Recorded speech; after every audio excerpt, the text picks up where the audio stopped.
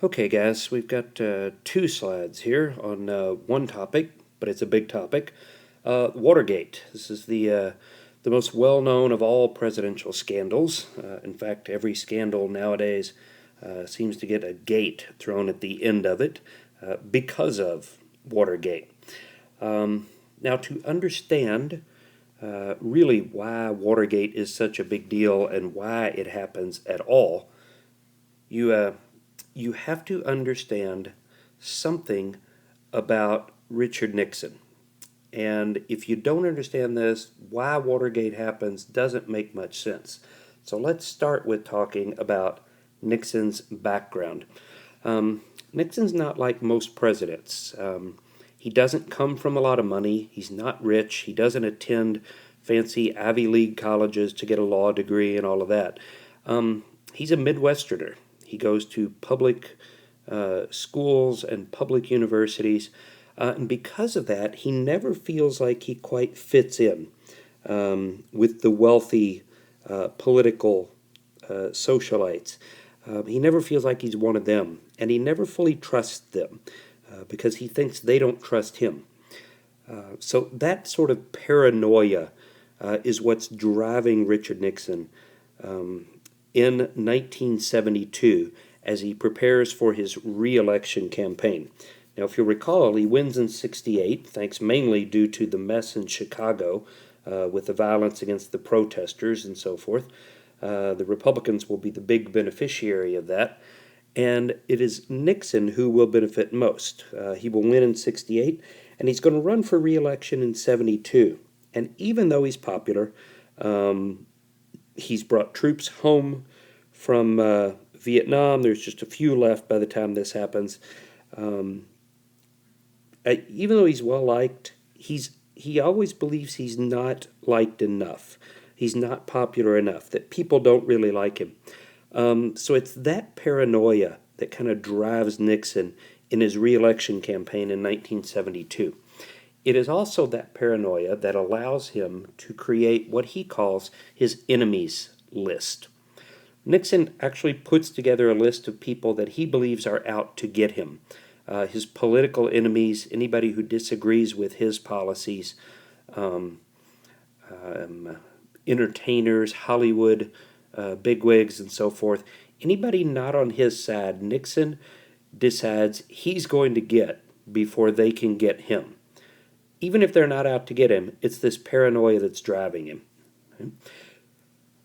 Now, on his list is a man named Daniel Ellsberg, who has released something called the Pentagon Papers.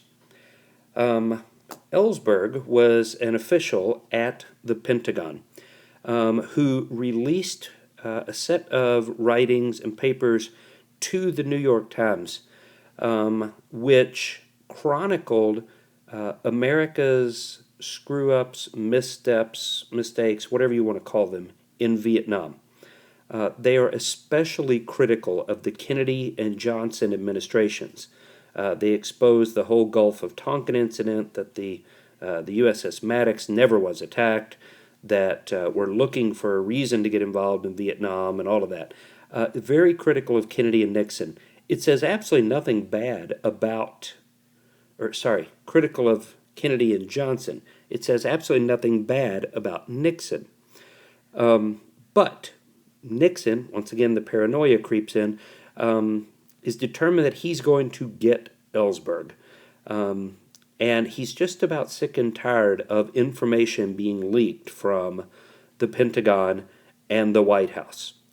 So Nixon will create an organization, or he will have his closest aides create an organization that comes to be known as the Plumbers.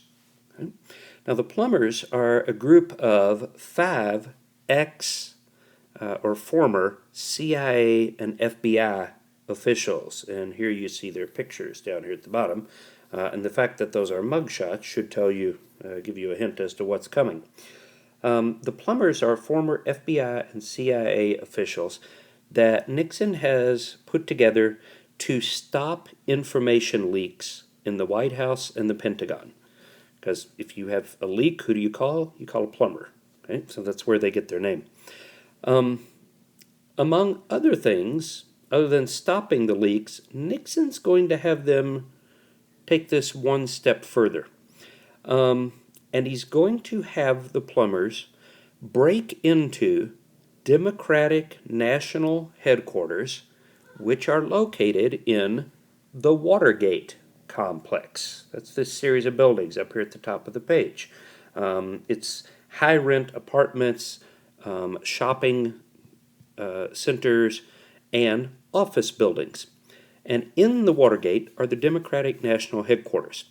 Nixon wants to know what the Democrats are up to. He wants to know what their plans are, what their campaign strategy is.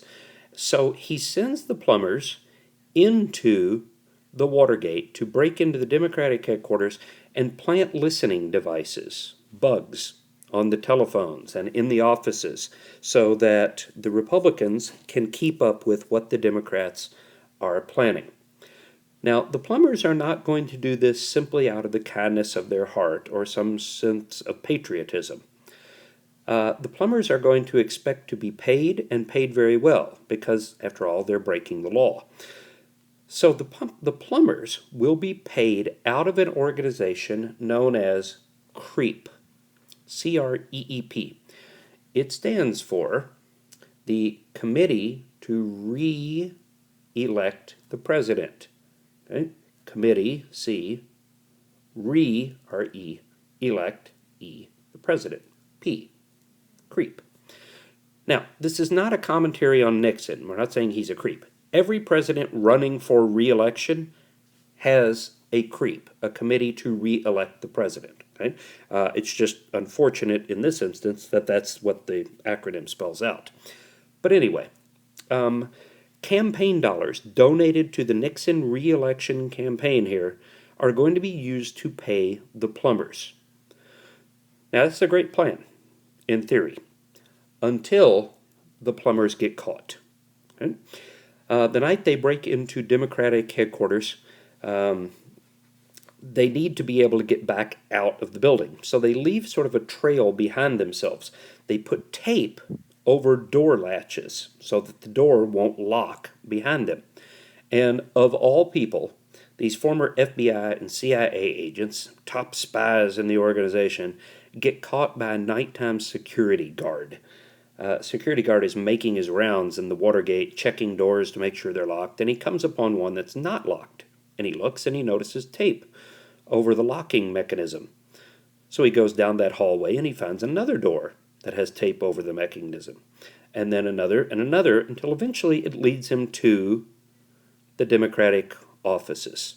He calls police, police show up, and they arrest the plumbers.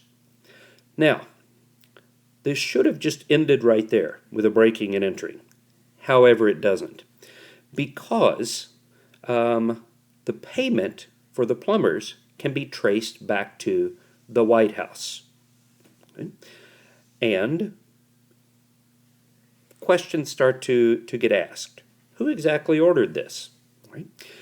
It might have died even there if it weren't for two young Washington Post reporters, who you see up here in the right-hand corner, okay, named Bob Woodward and Carl Bernstein, simply known as Woodward and Bernstein. Two young reporters looking to make a name for themselves start following this story and digging deeper and deeper into it.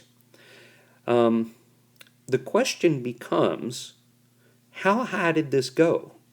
The plumbers have been tied to the White House, but now the question is, how high in the White House did knowledge of the break-in and then trying to cover it up go? Ultimately, the question that gets asked is, what did the president know and when did he know it?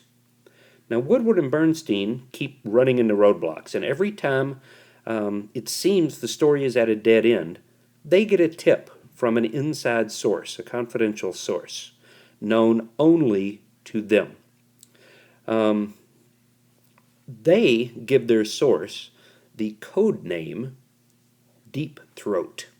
after a popular porn film in the early 70s, star of that name. The film was called Deep Throat, starring Linda Lovelace. So their source gets the nickname Deep Throat. And it is the most closely guarded secret in Washington, in the country. Everybody wants to know who their source is, and they refuse to name him. We go years and years and years and years and years and years without knowing who the source was. But the source kept giving them information to take them to the next step and the next one and the next one, higher and higher up the White House. We might have gone the rest of history without ever knowing who Deep Throat was, but in 2005, the identity of Deep Throat becomes public. It's this deathbed confession. A man is about to die, and he wants the world to know that he was Deep Throat. He was the source. His name was Mark Felt. He was the second highest placed official at the FBI. So if anybody would have had information on what was going on and how high up it went, it would have been Mark Felt. When they go to Woodward and Bernstein, who are still alive at this point in 2005, and ask them, this Felt guy says he was your source, he was Deep Throat, can you confirm that? And they say, well, if he is willing to admit it himself, we are willing to confirm it. So it turns out the number 2 man at the FBI, Mark Felt, was the one tipping off Woodward and Bernstein. So the story keeps going, thanks to them, and eventually it will lead all the way to the top of the White House. That'll get you to slide number 2.